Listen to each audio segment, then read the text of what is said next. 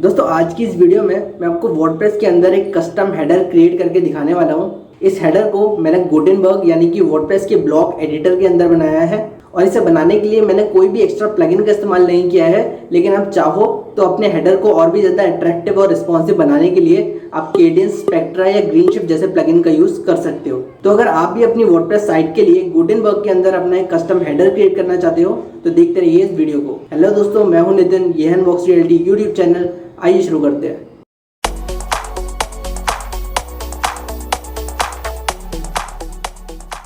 दोस्तों अगर आप गुटेनबर्ग ब्लॉक एडिटर या फुल साइट एडिटिंग थीम के अंदर अपनी वेबसाइट के लिए कस्टम हेडर क्रिएट करना चाहते हो तो इसके लिए सबसे पहले आपको अपनी वर्डप्रेस वेबसाइट के डैशबोर्ड पे आना पड़ेगा।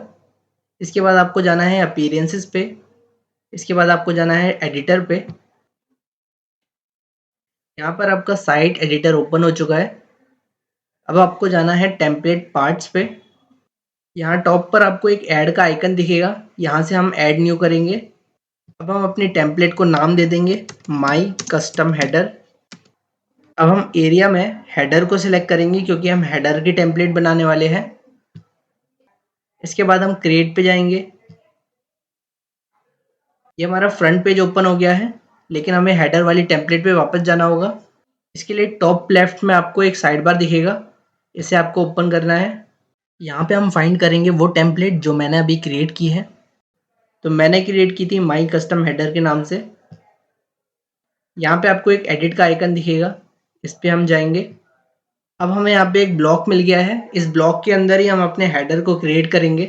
तो हेडर क्रिएट करने के लिए सबसे पहले मैं इस ब्लॉक के अंदर एक रॉ को ऐड करूँगा। रॉ ऐड करने के लिए हम जाएंगे ब्लॉक इंसर्टर पे। यहाँ पे हम सर्च करेंगे रॉ, इसे हम ऐड करेंगे। अब इस रॉ के अंदर हमें एक ब्लॉक मिल गया है, इस ब्लॉक पे मैं क्लिक करूँगा और यहाँ पर एक इमेज ब्लॉक को ऐड करूँगा। यहाँ से हम एक इमेज को अपलोड कर लेते हैं। तो मैंने पहले से ही एक इमेज को डाउनलोड करके रखा हुआ है। तो हमारी इमेज अपलोड हो चुकी है और इस इमेज ब्लॉक की सेटिंग्स भी राइट साइड में ओपन हो चुकी है। यहाँ से हम इसके इमेज साइज़ को फुल साइज से हटा के थंबनेल पे सेट कर रहे हैं। इसके बाद मैं इसके डायमेंशन को 25% पे सेट कर दूंगा। आप चाहे तो अपनी रिक्वायरमेंट के अकॉर्डिंग इस इमेज के साइज़ को घटा या बढ़ा भी सकते हैं। इसके बाद वापस से मैं इस रॉ पे क्लिक करूँगा और बॉटम कॉर्नर में यहाँ पे एक ऐड का आइकन है, यहाँ से हम एक और ब्लॉक को ऐड करेंगे। तो मैं ऐड कर रहा हूँ हेडिंग को।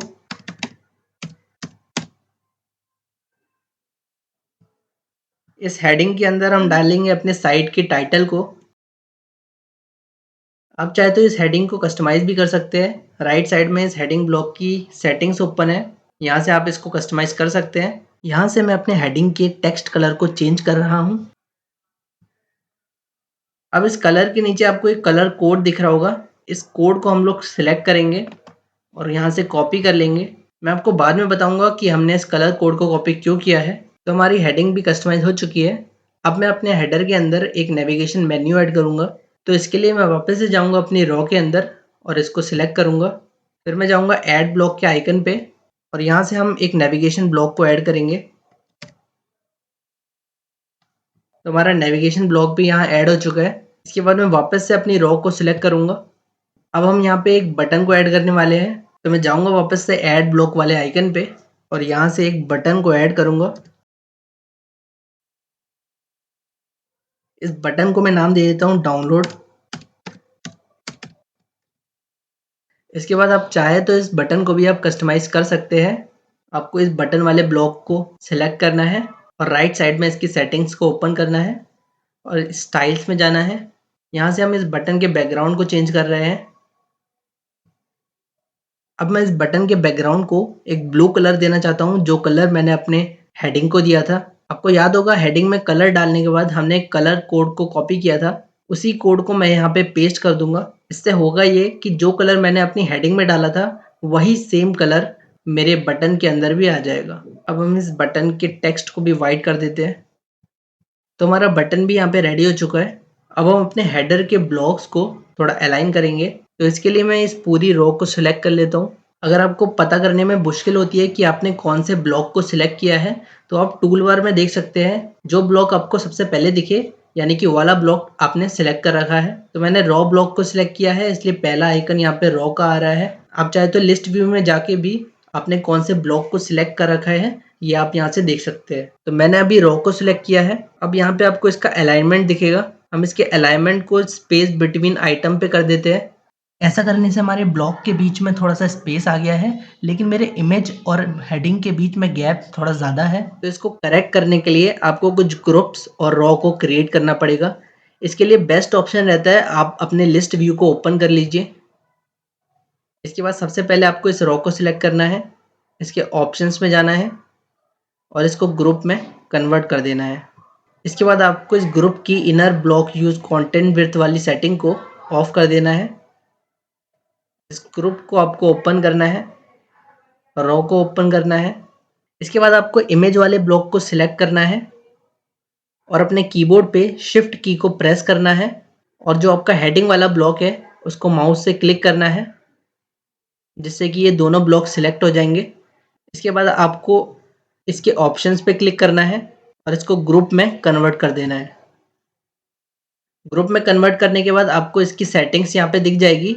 आपको इसको ग्रुप से हटा के रॉ में कन्वर्ट कर देना है। इसके बाद आपको बटन वाले सेक्शन में आना है, इसको सिलेक्ट करना है और इसके ऑप्शंस को ओपन करना है और इसको भी आपको ग्रुप में कन्वर्ट कर देना है। इसके बाद आपको इस ग्रुप को सिलेक्ट करना है और इसकी inner block use content width को ऑफ कर देना है। इसके बाद आपको एडवांस ऑप्शन में जाना है और इसके हाइड ऑन टैबलेट और हाइड ऑन मोबाइल वाले ऑप्शन को ऑन कर देना है। इससे होगा ये कि जब भी आपकी वेबसाइट मोबाइल या टैबलेट में ओपन होगी तो आपका डाउनलोड वाला बटन मोबाइल या टैबलेट में शो नहीं होगा। अब आपको पूरे इस ग्रुप को सिलेक्ट करना है और इसकी स्टाइल्स में जाना है और इसके बैकग्राउंड को आपको वाइट कर देना है। इसके बाद आपको इस ग्रुप की सेटिंग्स में जाना है, पोजीशंस में जाना है और इसको डिफ़ॉल्ट से हटा के स्टिकी पे सेट कर देना है। इससे होगा ये कि जब भी आप अपनी वेबसाइट स्क्रॉल करोगे तो ये हेडर ऊपर जाने के बजाय आपकी वेबसाइट के टॉप पे स्टिक हो जाएगा। अगर आप स्टिकी हेडर नहीं चाहते तो आप इसको डिफ़ॉल्ट पे ही रहने दीजिए। फिलहाल मैं अपनी वेबसाइट के लिए एक स्टिकी हेडर बना रहा हूँ, इसलिए मैं इसको स्टिकी पे सेट कर रहा हूँ। तो हमारा हेडर रेडी हो चुका है। अब हम अपने हेडर को कर देंगे सेव। अब मैं एक नए टैब में अपने फ्रंट पेज को ओपन कर लेता हूँ। तो मैंने यहाँ पे एक कंटेनर ऐड किया था, इस कंटेनर को मैं यहाँ से हटा देता हूँ। लेकिन कंटेनर हटाने से पहले हमें इसके ऊपर एक ब्लॉक चाहिए। तो मैं इसके ऑप्शंस पे जाऊँगा, इंसर्ट बिफोर करूँगा और यहाँ पे एक ब्लॉक ऐड हो जाएगा। अब मैं इस कंटेनर को यहाँ से हटा देता हूँ। अब मैं इस ब्लॉक के अंदर अपने हेडर को ऐड करूँगा। तो मैं सर्च करूँगा माई कस्टम हेडर। आप चाहे तो ब्लॉक इंसर्टर पे भी जाके अपने हेडर को यहाँ पे ऐड कर सकते हैं। तो मैं यहीं से ऐड कर लेता हूँ इसको। तो हमारा हेडर फ्रंट पेज में ऐड हो चुका है। हमें यहाँ पे एक और चीज़ करनी है कि हमें अपना लिस्ट व्यू ओपन करना है और जो हमारी माई कस्टम हेडर वाली टेम्पलेट है इसके ऑप्शंस को ओपन करना है और इसको ग्रुप में कन्वर्ट कर देना है। इसके बाद मैं इस ग्रुप की इनर ब्लॉक वाली सेटिंग को ऑफ कर रहा हूँ। इसके बाद मैं इस ग्रुप की पोजीशंस पे जाऊँगा और इसको डिफ़ॉल्ट से हटा के स्टिकी पे सेट कर दूँगा। मैंने ऐसा इसीलिए किया है क्योंकि हम इस हेडर को एक फ्रंट पेज की टेम्पलेट में लगा रहे हैं। इसलिए हो सकता है कि हमारा हेडर वेबसाइट की टॉप पे स्टिक ना हो, इसलिए हमने इस हेडर को एक ग्रुप के अंदर डाल दिया है। लेकिन डोंट वरी, ऐसा करने से आपकी हेडर वाली टेम्पलेट पे कोई भी फ़र्क नहीं पड़ेगा। इसके बाद मैं इस ग्रुप के स्टाइल सेक्शन में जाऊँगा और यहाँ से एक लाइट शैडो को सिलेक्ट कर लूँगा, जिससे कि हमारे हेडर के नीचे एक लाइट शैडो आ जाएगी। आप चाहे तो इस ग्रुप में पैडिंग या मार्जिन भी ऐड कर सकते हैं। तो मैं इस हेडर के टॉप में थोड़ी सी पैडिंग ऐड कर दूँगा। अब हम अपने फ्रंट पेज को सेव करेंगे और अपनी साइट पर विज़िट करके देखेंगे कि हेडर लगने के बाद हमारी साइट कैसी लग रही है। तो आप देख सकते हैं हमारा हेडर लग चुका है और ये हमारी वेबसाइट की टॉप पे स्टिक भी हो रहा है। लेकिन यहाँ पे एक इशू है और वो इशू ये है कि हमारे हेडर के बाउंड्रीज में थोड़ा सा गैप है। तो इस गैप को भरने के लिए हम वापस से जाएंगे अपने फ्रंट पेज पे और जो ग्रुप हमने सेलेक्ट किया था इसके स्टाइल्स में जाएंगे और इसके बैकग्राउंड को वाइट कलर दे देंगे। इसके बाद हम इसको वापस से सेव करेंगे और अपनी वेबसाइट को एक बार रीलोड करेंगे। तो आप देख सकते हैं अभी हमारे इस हेडर में कोई भी इश्यू नहीं है। मैं इस हेडर को आपको मोबाइल व्यू में भी ओपन करके दिखा देता हूँ कि ये मोबाइल में किस तरीके से दिखेगा। तो आप देख सकते हैं हमारा हेडर मोबाइल में कुछ इस तरीके से दिखेगा और जो काफ़ी अच्छा दिख रहा है। बिल्कुल इसी तरीके से आप अपने हेडर को अलग-अलग तरीके से कस्टमाइज कर सकते हैं या कुछ प्लगइन्स का यूज़ करके अपने हेडर को और भी ज़्यादा अट्रैक्टिव और रिस्पॉन्सिव बना सकते हैं। अगर आपको गुटेनबर्ग के अंदर हेडर क्रिएशन में कोई दिक्कत आती है तो आप मुझे नीचे कमेंट बॉक्स में बता सकते हैं। जाने से पहले वीडियो को लाइक और चैनल को सब्सक्राइब करना मत भूलना। मैं मिलता हूँ आपसे अगली बार। देखते रहिए, सीखते रहिए। जय हिंद।